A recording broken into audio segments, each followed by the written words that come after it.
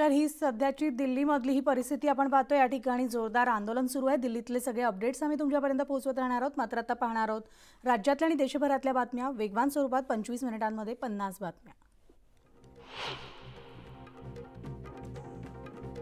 गडचिरोली जिल्ह्यामध्ये रात्रीपासून पावसाची संततधार सुरू आहे। भामरागड तालुक्याचा तिसऱ्या दिवशी सुद्धा संपर्क तुटलाय आणि त्यामुळे जवळपास 100 गावं संपर्कहीन झाली आहेत आणि पर्लकोटा नदीवरील मोठा पूल हा पाण्याखाली असून भामरागडची संपूर्ण बाजारपेठ पाण्यात बुडाली आहे।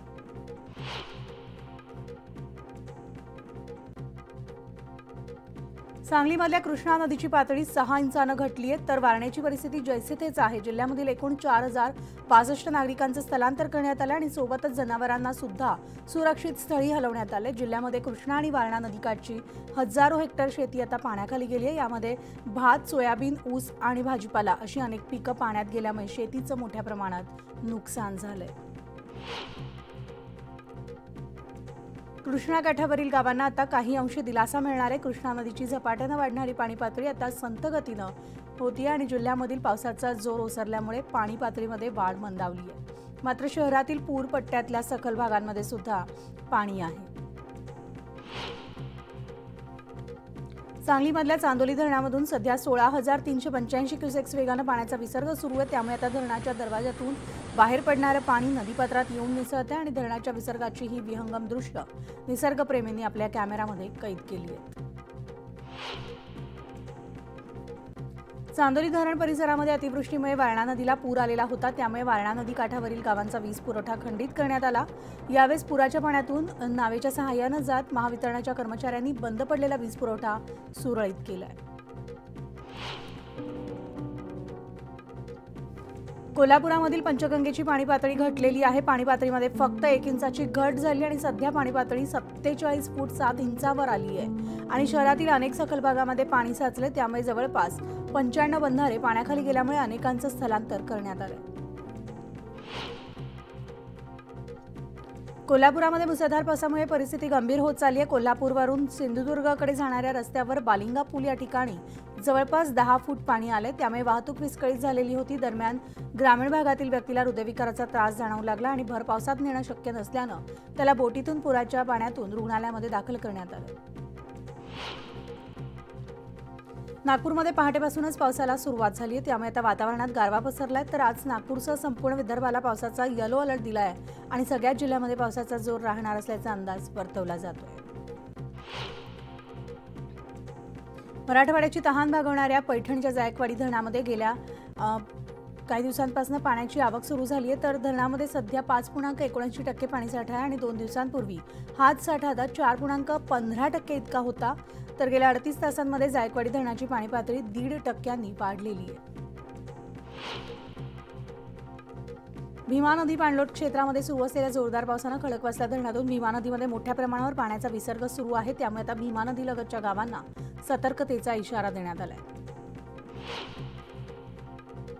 पिंपरी चिंचवडसह मावळ तालुक्याची तहान भागवणारा पवना धरण 100% भरण्याच्या मार्गावर आहे तर गेल्या 24 तासात 30 मिलीमीटर इतका पाऊस पडलाय। त्यामुळे 1400 क्युसेक्सनं पाण्याचा विसर्ग सुरू करण्यात आला। राज्यात सर्वत्र मुसळधार पाऊस पडत असताना देखील धाराशिव जिल्ह्यात मात्र पावसानं पाठ फिरवली आहे। राज्यात धरणं ओसंडून वाहत असताना जिल्ह्यामधील धरणं मात्र कोरडी ठाक पडली आहेत तर पावसाचे 50 दिवस उलटूनही 167 मिलीमीटर इतकाच पाऊस पडल्यानं धाराशिवकरांनी चिंता व्यक्त केली आहे। उल्हासनगर जवळील म्हारळ या गावी भूस्खलन होऊन घर कोसळल्याची घटना घडली। सुदैवानं घरात कुणी नसल्यामुळे मोठा अनर्थ टळलाय। मात्र या घटनेनंतर कोणतीही यंत्रणा गावात न आल्यानं नागरिकांनी नाराजी व्यक्त केली आहे। अधिकाऱ्यांनी पाहणी करून नुकसान भरपाई द्यावी अशी सुद्धा मागणी करण्यात येते।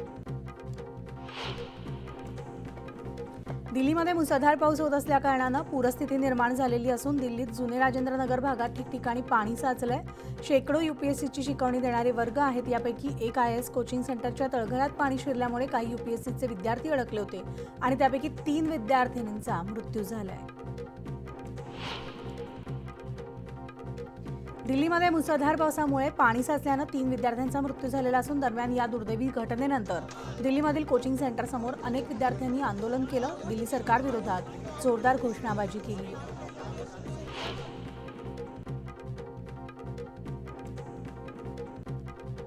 नीती आयोगाच्या बैठकीमध्ये राज्यामधील नाशिक पुणे रेल्वे मार्ग, Chiplun Karad, Thane metro, Mumbai funnel zone, समूह विकास यासारख्या महत्त्वाच्या पायाभूत आणि विकास कामांच्या प्रकल्पांबाबत मुद्दे मुख्यमंत्री एकनाथ शिंदे यांनी मांडले आणि हे प्रकल्प वेळेत पूर्ण होण्यासाठी केंद्र सरकारनं सहकार्य करण्याची विनंती मुख्यमंत्र्यांनी पंतप्रधान नरेंद्र मोदी यांच्याकडे केली आहे।